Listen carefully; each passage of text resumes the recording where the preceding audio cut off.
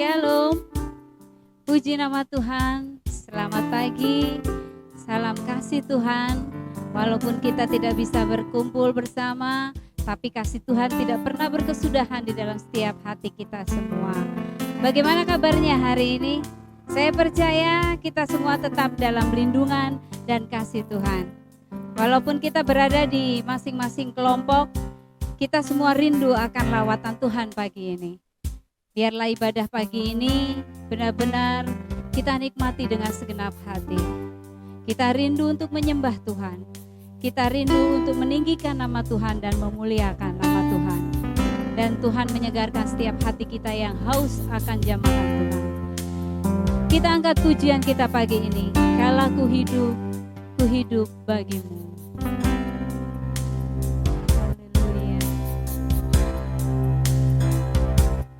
Yesus kau kebenaran yang menyelamatkanku.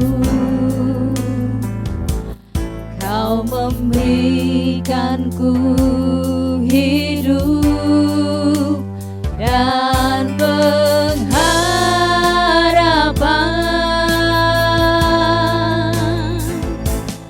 Ku hidup kehendak-Mu,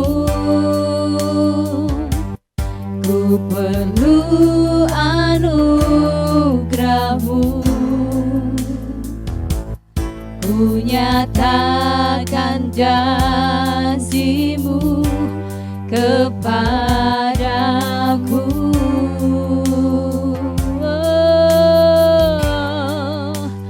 Kalau ku hidup bagimu, hatiku tetap menyembah-Mu. Dunia tak bisa menjauhkanku dari kasih-Mu.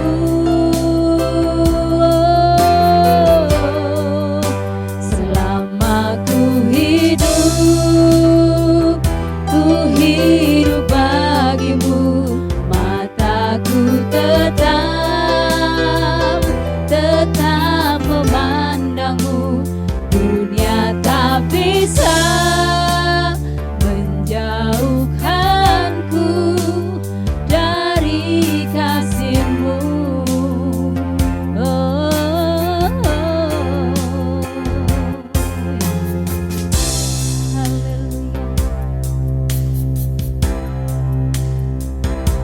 Yesus kau kebenaran yang menyelamatkanku. Kau memberikanku hidup dan pengharapan.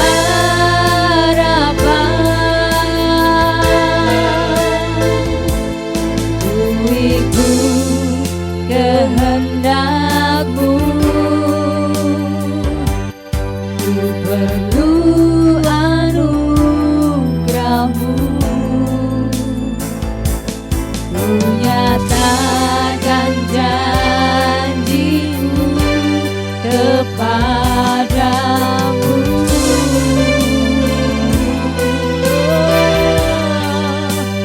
Kalau ku hidup bagimu, hatiku tetap menyembah-Mu. Dunia tak bisa menjauhkanku dari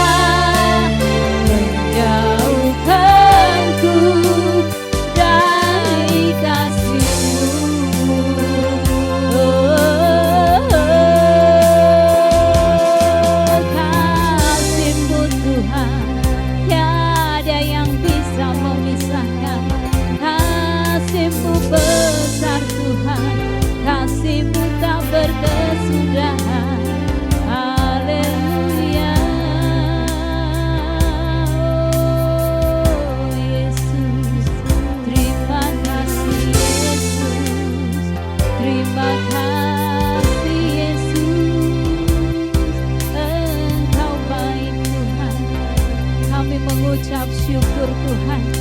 Engkau sungguh baik Bapa. Kau teramat baik Yesus. Kau teramat mulia. Kami menyanjung Engkau yang Maha Kudus. Kami meninggikan nama-Mu. Kami mau menyembah Engkau Allah Bapa yang hidup. Karena kasih-Mu tidak pernah berkesudahan. Dahulu, sekarang, sampai selama-lamanya. Kami mau menikmati hadirat-Mu pagi ini Tuhan. Kami mau serahkan ibadah kami pagi ini. Kami mau taruh semuanya dari awal, pertengahan, hingga akhirnya. Di dalam nama Yesus kami mau mengucap syukur. Yang percaya, mari sama-sama katakan, amin. Haleluya. Kita mengucap syukur bagi Tuhan. Karena Tuhan itu sungguh baik. Karena kita percaya kita adalah orang-orang yang berbahagia. Hidup kita terus di dalam Tuhan. Karena kita percaya kalau kita tetap setia di dalam Tuhan, Dia akan terus curahkan berkat-Nya bagi kita semua anak-anaknya. Kita angkat berbahagialah orang-orang yang takut padamu. Haleluya.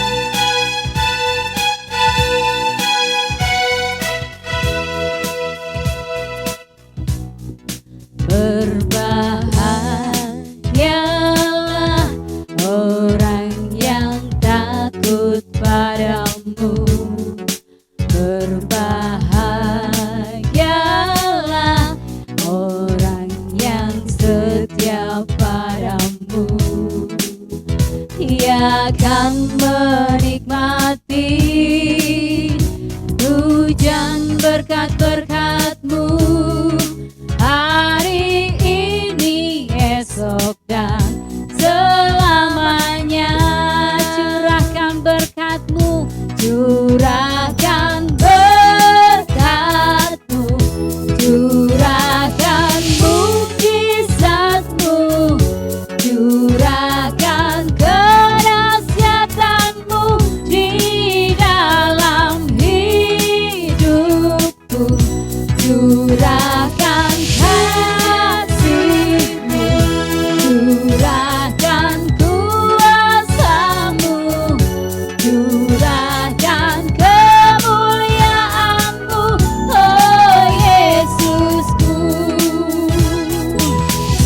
Curahkan berkat-Mu, curahkan mujizat-Mu, curahkan kedahsyatan-Mu di dalam hidupku, curahkan kasih-Mu, curahkan kuasa-Mu, curahkan kemuliaan-Mu, oh Yesusku.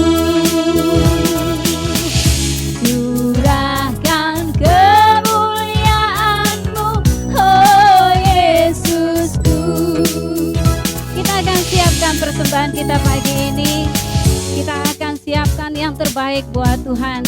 Sambil kita angkat pujian ini kembali. Berbahagialah orang yang takut padamu. Karena kita tahu berkat Tuhan tidak pernah berkesudahan. Oh haleluya.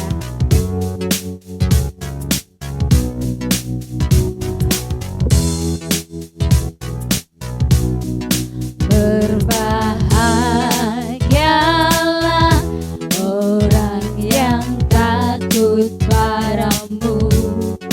Berbahagialah orang yang setia padamu.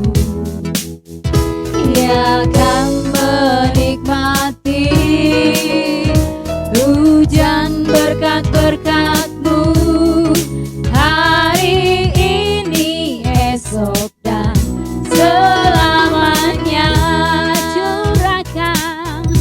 Curahkan berkat-Mu, curahkan mujizat-Mu, curahkan kedahsyatan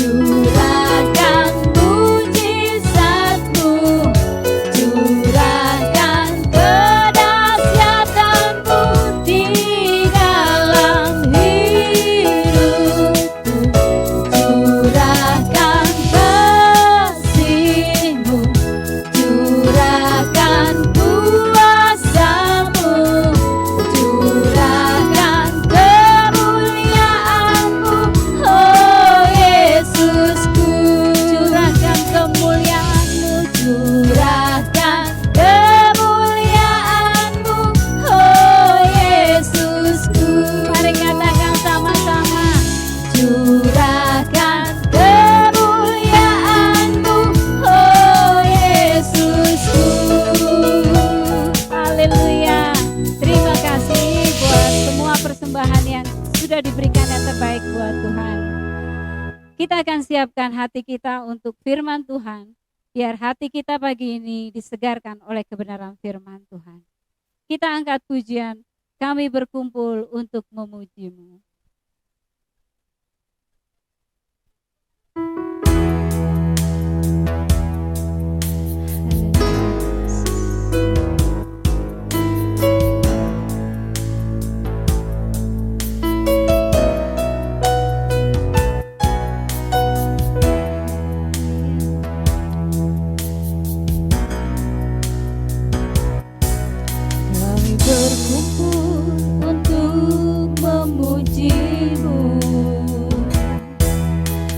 Berkumpul untuk menyembah-Mu, kehadiran-Mu itu yang kami perlu. Jamalah kami, urapilah kami. Bukalah Tuhan hati kami semua, seluruh sabda-Mu. Firman-Mu Tuhan menjawab segala tantangan, biar nama-Mu dimuliakan.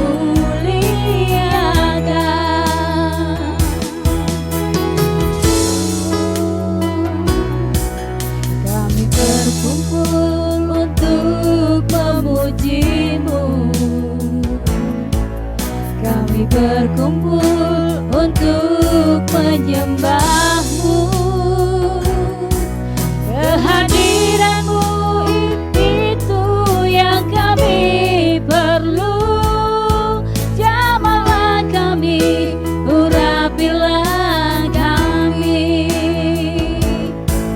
Bukalah Tuhan hati kami semua, untuk mengerti seluruh sabda-Mu. Firman-Mu Tuhan menjawab segala tantangan, biar nama-Mu dimuliakan. Bukalah Tuhan hati kami semua, untuk mengerti seluruh sabda-Mu. Firman-Mu Tuhan menjawab segala tantangan, biar nama-Mu dimuliakan, biar nama-Mu dimuliakan, biar nama-Mu dimuliakan.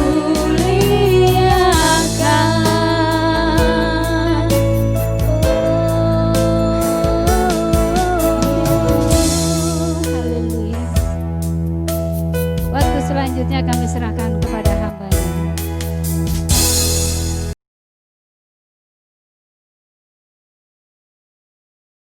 Salam Bapak Ibu yang dikasihi Tuhan. Kita bertemu kembali dalam ibadah raya di kelompok kita masing-masing. Kita bersyukur sebab Tuhan masih memberi kesempatan sekali lagi untuk kita memuji Tuhan, membesarkan nama Tuhan, dan sebentar lagi kita akan mendengarkan firman Allah disampaikan. Oleh sebab itu, saya mengajak Bapak Ibu kekasih-kekasih Tuhan untuk tunduk kepala dan berdoa untuk pemberitaan firman Allah pagi hari ini. Mari kita berdoa. Bapa kami di surga, di dalam nama Tuhan Yesus, terima kasih untuk kesempatan pagi ini kami boleh beribadah di kelompok kami masing-masing. Terimalah segala hormat, pujian, penyembahan, dan persembahan-persembahan umat-Mu yang kami sudah bawa di kaki Yesus, sebagai tanda bahwa kami ingin mengasihi Tuhan, memberikan yang terbaik untuk kemuliaan Tuhan. Dan sebentar lagi ya Tuhan Yesus Kristus, kami akan mendengar firman Allah diberitakan. Mohon Roh Kudus mengurapi pemberitaan firman pagi hari ini. Hamba-Mu yang sederhana ini Engkau memberkati.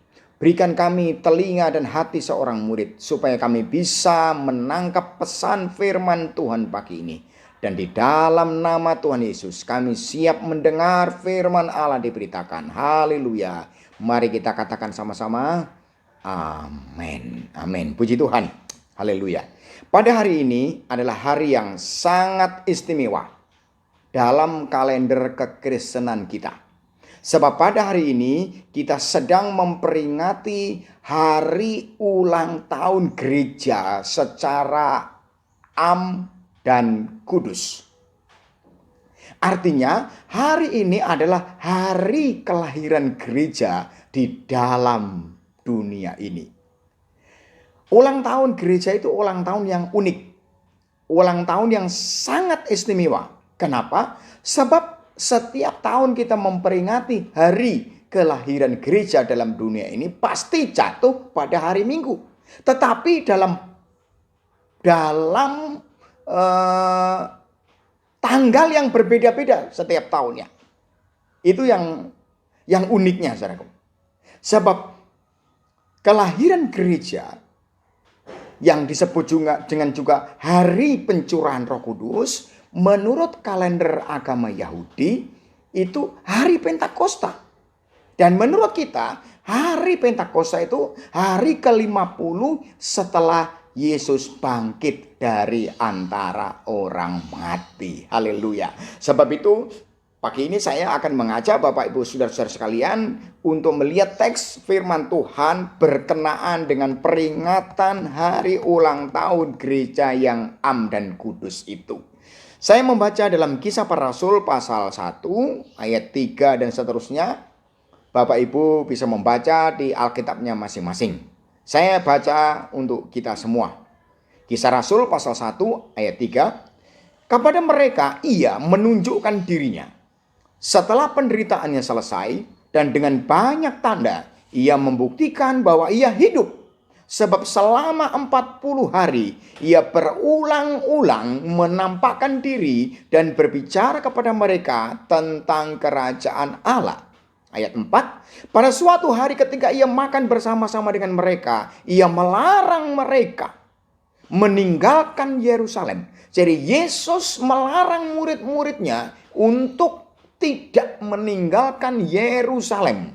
Dan menyuruh mereka tinggal di situ, tinggal di Yerusalem, menantikan janji Bapa. Yang demikian katanya, telah kamu dengar daripadaku, sebab Yohanes membaptis dengan air, tetapi tidak lama lagi kamu akan dibaptis dengan Roh Kudus. Maka bertanyalah mereka yang berkumpul di situ, Tuhan, maukah engkau pada masa ini memulihkan kerajaan bagi Israel? Jawabnya, engkau tidak tahu. Engkau tidak perlu mengetahui masa dan waktu yang ditetapkan Bapa sendiri menurut kuasanya. Ayat 8. Tetapi kamu akan menerima kuasa kalau Roh Kudus turun ke atas kamu, dan kamu akan menjadi saksiku di Yerusalem dan di seluruh Yudea dan Samaria dan sampai ke ujung bumi. Haleluya, haleluya. Ayat-ayat ini adalah penceritaan oleh penulis Kisah Para Rasul, yakni Dr. Lukas. Dan peristiwa ini terjadi di Bukit Zaitun sebagai pertemuan terakhir setelah Tuhan Yesus bangkit dari antara orang mati. Kemudian Yesus di bukit itu terangkat ke surga. Seperti yang dikatakan dalam ayat yang ke-9. Sesudah ia mengatakan demikian, mengatakan dalam ayat-ayat yang saya bacakan tadi, Bapak Ibu, terangkatlah ia disaksikan oleh mereka dan awan menutupnya dari pandangan mereka. Saudara-saudaraku, jemaat yang dikasihi Tuhan. Sebelum Yesus terangkat ke surga, Yesus punya pesan yang sangat istimewa. Dan pesan yang sangat istimewa itu sebenarnya ada dua. Yang pertama yang disebut dengan amanat agung, pesan agung.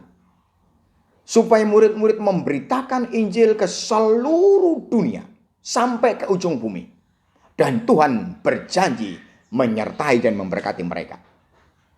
Tapi sebelum melaksanakan pesan agung, amanat agung itu, Yesus juga punya pesan yang harus didahului oleh mereka adalah jangan meninggalkan Yerusalem.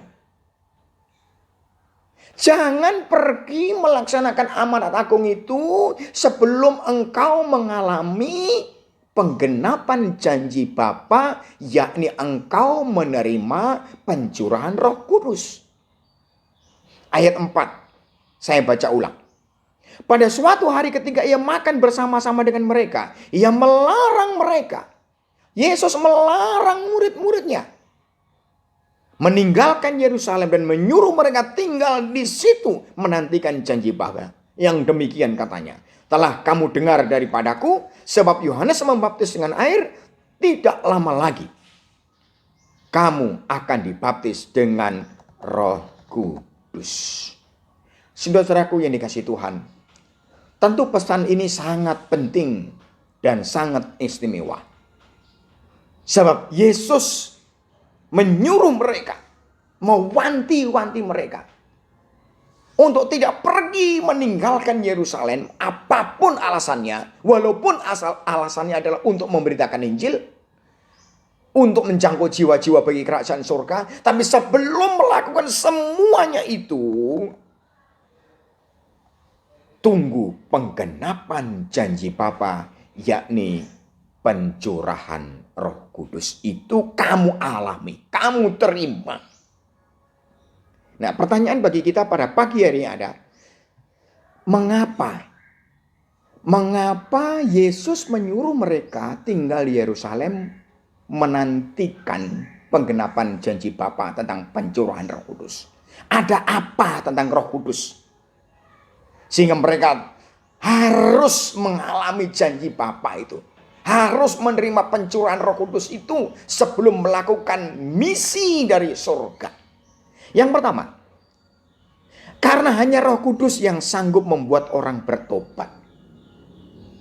Kekasih-kekasih Tuhan,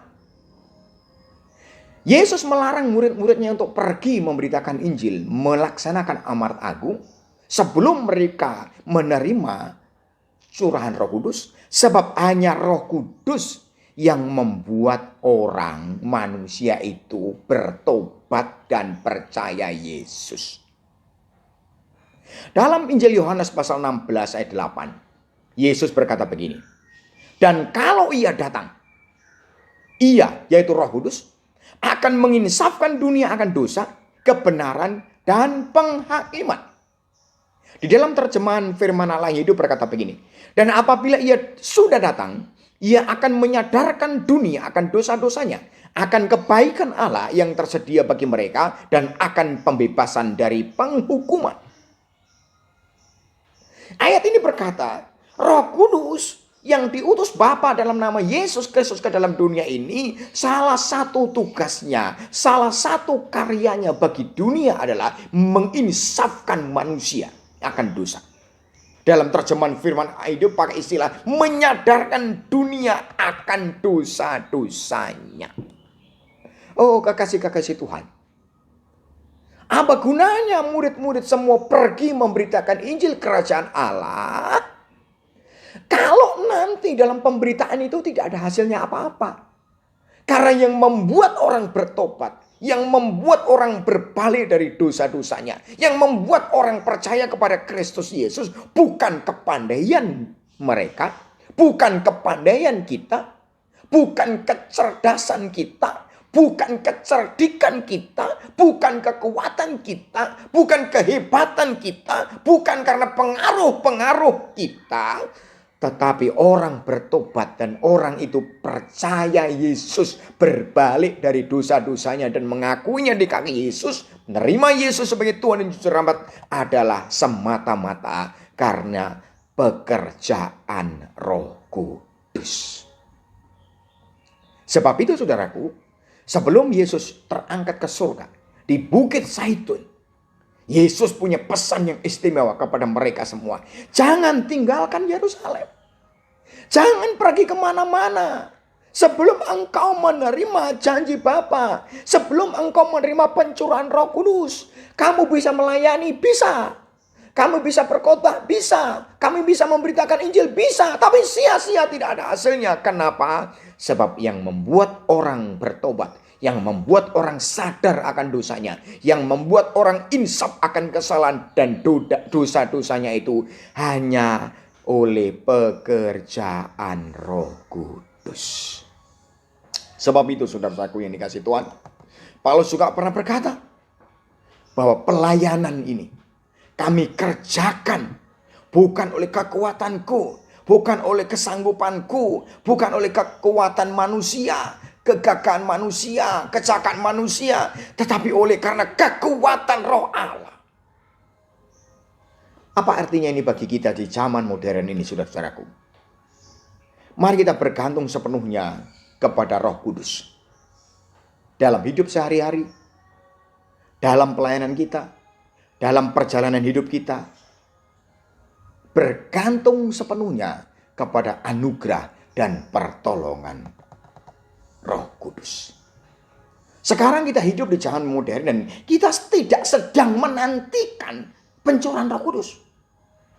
Kita tidak sedang menantikan datangnya Roh Kudus. Tidak.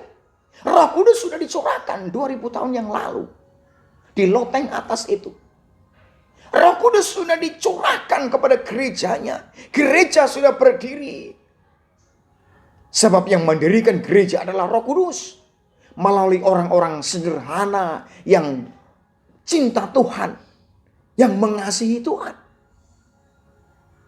Tapi kita disuruh bergantung sepenuhnya kepada Roh Kudus dalam hidup kita sehari-hari. Terutama apalagi dalam pelayanan-pelayanan kita semuanya.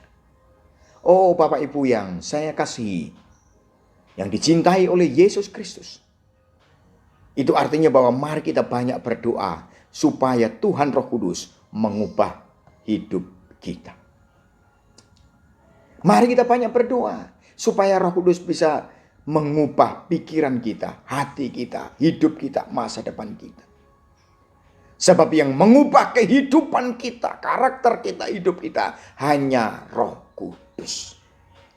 Mari kita banyak berdoa untuk jiwa-jiwa yang terhilang, Bapak Ibu. Jangan lupa setiap hari selipkan berdoa untuk jiwa-jiwa yang terhilang. Jiwa-jiwa yang belum percaya kepada Yesus. Memberitakan Injil, ya. Menjadi saksi, iya. Tetapi yang membuat orang bertobat dan percaya Yesus, berbalik dari dosa-dosanya hanya oleh pekerjaan Roh Kudus. Sebab itu kita setiap hari berdoa supaya Roh Kudus berkarya.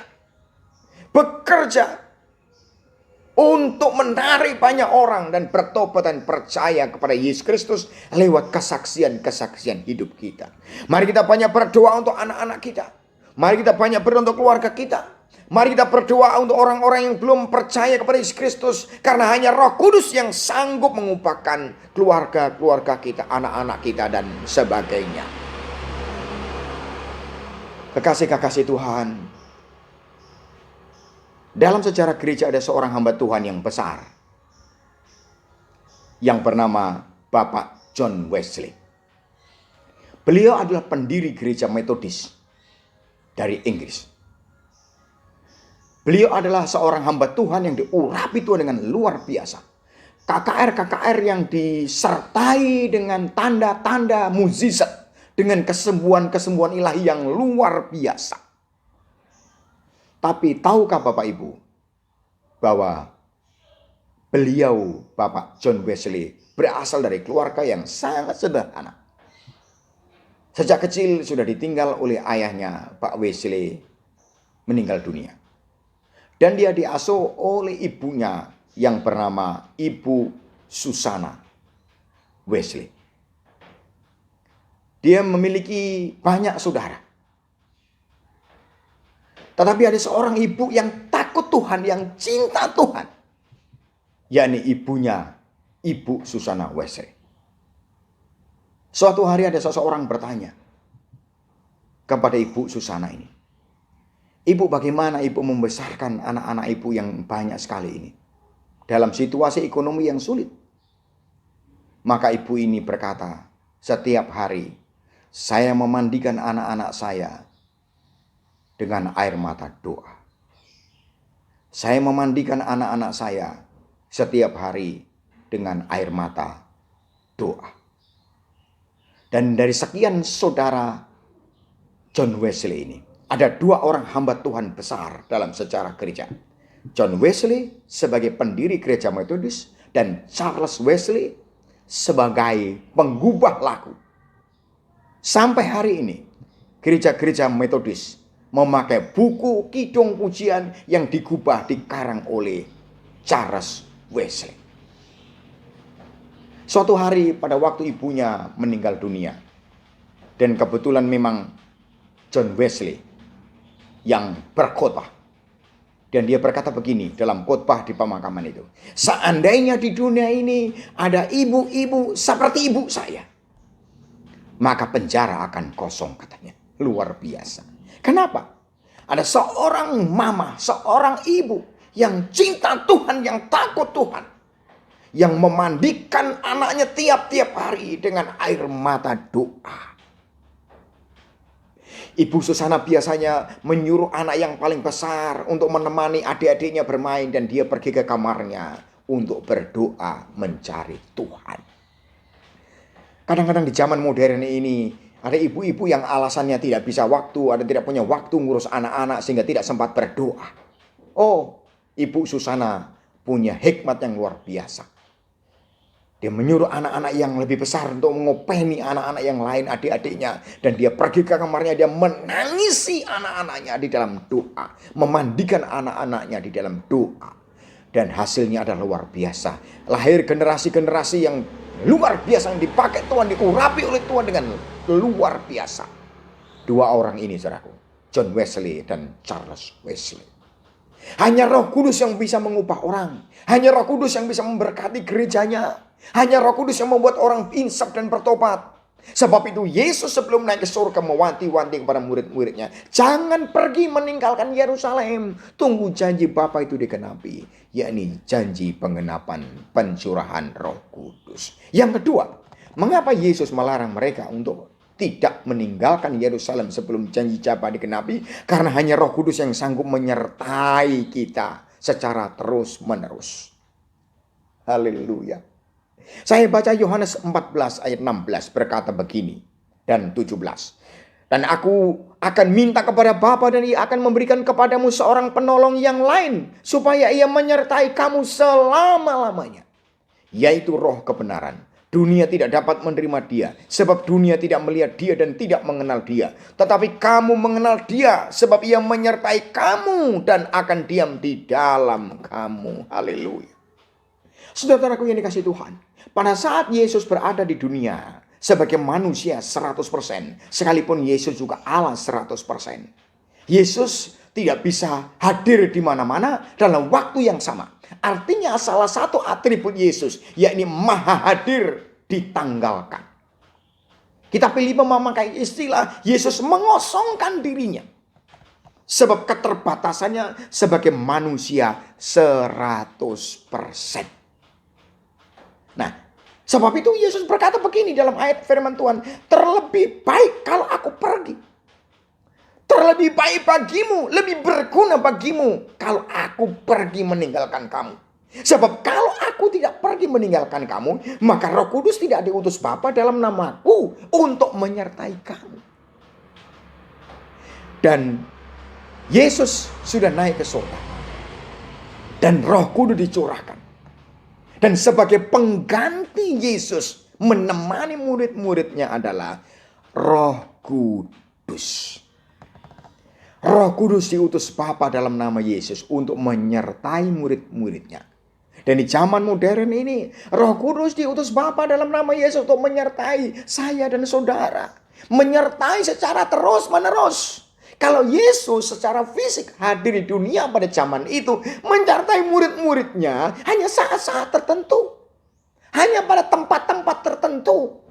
Tetapi ketika Yesus sudah naik ke surga dan mengutus Rohnya yang kudus, Yesus menyertai melalui kuasa Roh Kudus setiap saat. Secara terus-menerus, tidak pernah berhenti penyertaannya.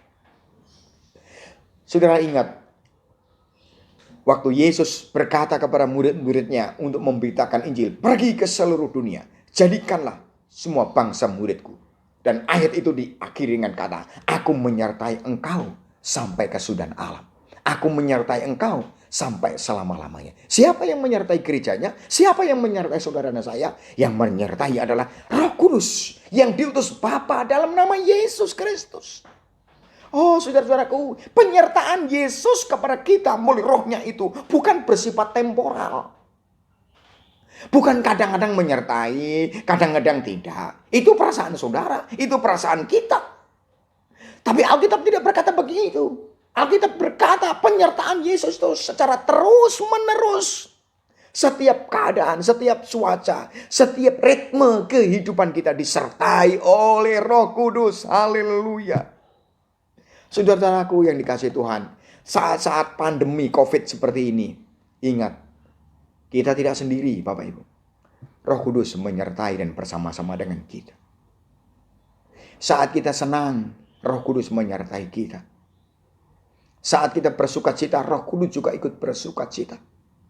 Saat kita susah, Roh Kudus masih tetap menyertai kita untuk menghibur kita. Saat kita kelimpahan, Roh Kudus menyertai kita supaya kita tidak menjadi sombong dan jemawa. Seolah-olah itu adalah hasil kerja keras kita semata-mata. Padahal itu adalah berkat dan kasih karunia Tuhan melalui kita dan di dalam kita. Saat kita kekurangan, Roh Kudus menyertai kita.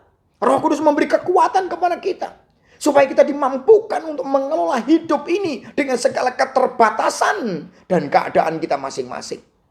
Saat-saat dalam pergumulan yang sangat berat, Roh Kudus menyertai kita.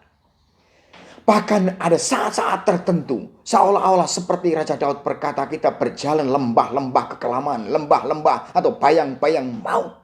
Dan di sana seolah-olah kita tidak sanggup lagi untuk berdoa, saking beratnya pergumulan ini. Tapi firman Allah ingat berkata begini, Yesus, Roh Kudus menyertai kita. Bahkan dia berdoa bersama-sama kita. Doa yang diucapkan, yang tak terucapkan. Haleluya. Sebab itu Yesus mewanti-wanti murid-murid, jangan pergi meninggalkan Yerusalem sebelum engkau menerima pencurahan Roh Kudus. Kenapa? Sebab hanya Roh Kudus yang bisa menyertai dan sanggup menyertai perjalanan-perjalanan hidup kita sampai selama-lamanya. Haleluya.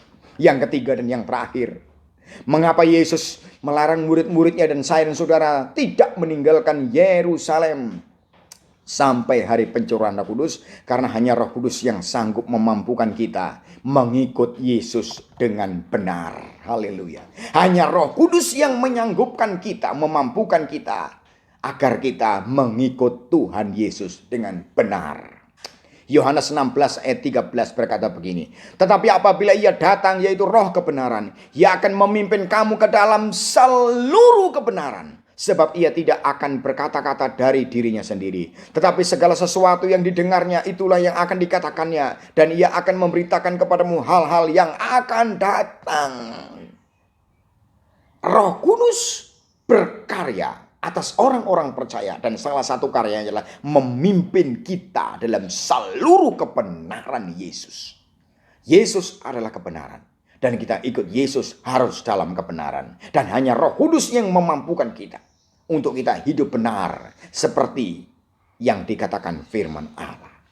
Mengikut Tuhan Yesus dengan benar itu apa artinya, saudaraku? Mengikut Yesus dengan benar itu artinya mengerti firman Allah. Dan hanya Roh Kudus yang memampukan kita mengerti firman Allah.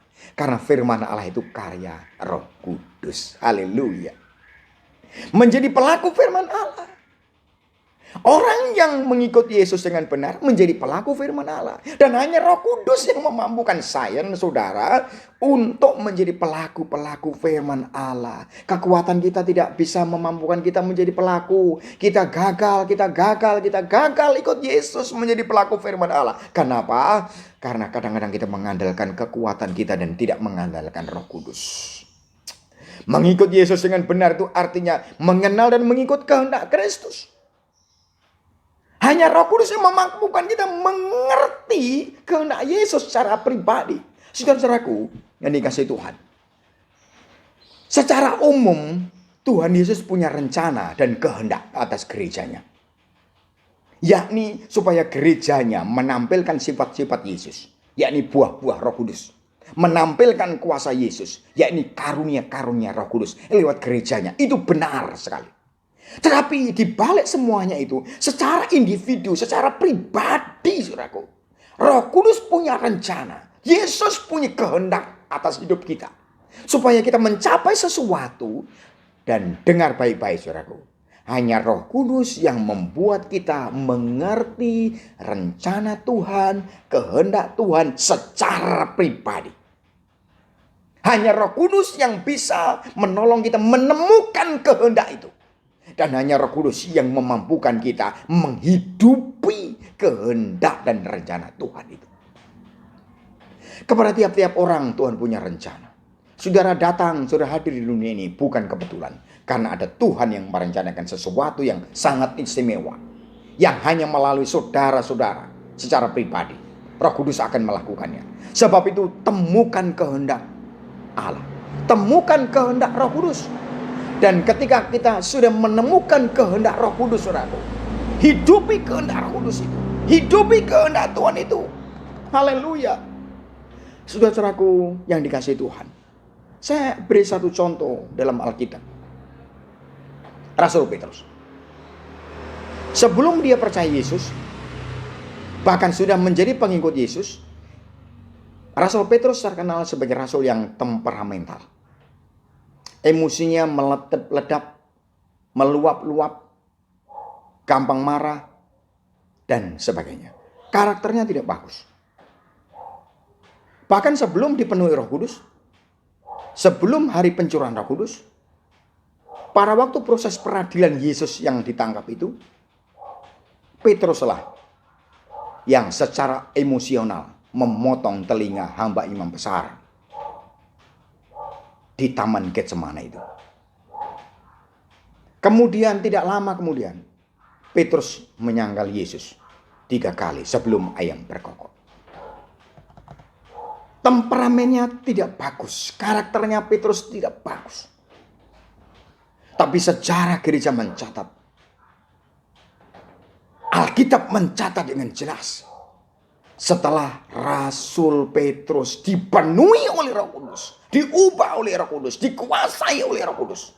Saudara-saudaraku, siapa yang menobatkan 3.000 orang bertobat dan dibaptis? Rasul Petrus. Rasul Petrus berkhotbah pada hari Pentakosta itu. Dan 3.000 orang bertobat dan percaya kepada Yesus Kristus. Akhir hidupnya secara gereja mencatat, Rasul Petrus berkorban nyawa sepenuhnya bagi kerajaan surga, bagi kerajaan Yesus. Dia mati disalib dengan kepala yang di bawah. Menurut tradisi Roma berkata demikian. Oh saudara-saudara, kenapa Petrus berani berbuat seperti ini dan mencurahkan hidupnya bagi kerajaan Allah dan kerajaan surga? Karena Roh Kudus. Roh Kudus yang mengubahkan dan memberkati. Sebab itu, saudaraku, hanya Roh Kuduslah sebenarnya yang memampukan saudara dan saya bisa mengikut Yesus dengan benar sampai akhir hidupmu, sampai akhir hayatmu. Hanya Roh Kudus yang memampukan engkau setia apapun juga yang terjadi dalam hidup ini. Hanya Roh Kudus, tidak yang lain, tidak yang lain. Sebab itu Bapak Ibu Saudara-saudaraku yang dikasihi Tuhan, hari ini kita sedang memperingati hari pencurahan Roh Kudus. Menurut orang-orang Yahudi disebut hari Pentakosta. Hari Roh Kudus dicurahkan, hari gereja didirikan oleh Yesus Kristus melalui orang-orang sederhana, 120 orang di loteng atas itu, tempat mereka berkumpul menanti-nantikan janji Bapa. Dan pada hari yang ke-10 atau hari yang ke-50 setelah Yesus bangkit dari antara orang mati, janji Bapa itu digenapi. Sekarang kita tidak sedang menanti-nantikan hari pencurahan Roh Kudus. Kita sedang, justru Tuhanlah yang menanti-nantikan saudara dan saya untuk sungguh-sungguh mencari wajahnya, mencari hadirat Tuhan. Sebelum kita berakhir, mari kita menyanyi dan saya ajak saudara menyembah Tuhan. Roh Kudus, Kau hadir di sini. Haleluya. Roh Kudus, Kau hadir di sini. Roh Kudus, ku mengasihimu. Kau lembut, kau manis, Kaulah penghiburku, penolongku, diutus Bapakku. Sekali lagi, Roh Kudus kau hadir. Roh Kudus kau hadir di sini. Roh Kudus, ku mengasihimu. Kau lembut, kau manis, kaulah penghiburku, penolongku, diutus Bapakku. Ku buka hati untuk Roh-Mu Tuhan. Ku buka hati menyembah-Mu Yesus.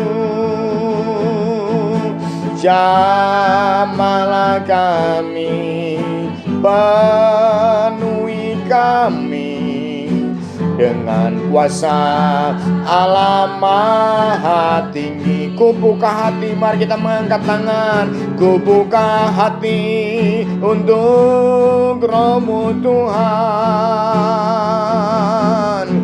Ku buka hati menyembah-Mu Yesus. Jamahlah kami, penuhi kami dengan kuasa Allah Maha Tinggi. Haleluya, haleluya, haleluya, haleluya, haleluya. Buka hati saudara, buka pikiran saudara. Haleluya, haleluya. Oh, Tuhan menanti-nantikan hati saudara dibuka, dan Ia ingin mencurahkan Roh-Nya ke hati saudara, hidup saudara. Hanya Roh Kuduslah saudaraku yang bisa memimpin kita, menolong kita, memberkati kita, mengubah hidup kita. Haleluya, haleluya, haleluya, haleluya, haleluya. Oh, hanya Roh Kudus yang bisa menguatkan kita, hanya Roh Kudus yang bisa menghibur kita, hanya Roh Kudus yang bisa menjawab pergumulan-pergumulan kita, hanya Roh Kudus yang menyanggupkan kita hidup sesuai firman Allah sampai hayat kita berakhir dalam dunia ini. Haleluya, haleluya, haleluya. Terima kasih Tuhan. Terima kasih Bapa di surga. Terima kasih. Saudara-saudaraku, barangkali saudara datang di ibadah-ibadah kelompok saudara dengan beban-beban yang berat, dengan pergumulan-pergumulan, dengan kesusahan dan keperluan-keperluan yang lain. Sebagai hamba Allah, saya akan mendoakan saudara-saudara. Sebab itu angkat tangan kanan saudara dan taruh tangan kiri saudara di dada saudara, dan mari kita berdoa. Haleluya. Bapa kami di surga, kami mengucap syukur kepadamu Tuhan. Pada akhirnya sidang jemaat yang dikasih Tuhan, pulanglah engkau ke rumah tanggamu masing-masing. Tapi sebelum engkau pulang, terimalah berkat yang datangnya dari Allah Bapa, dari Tuhan Yesus Kristus, Gembala gereja kita yang hidup dan berkuasa, pembuat mukjizat yang belum berakhir itu. Cengkeraman dan kuat kuasa Roh Kudus menyertai dan memberkati saudara-saudara mulai pagi ini sampai Maranatha, Kristus datang kali yang kedua. Haleluya, haleluya. Saudara yang telah diberkati berkata amin.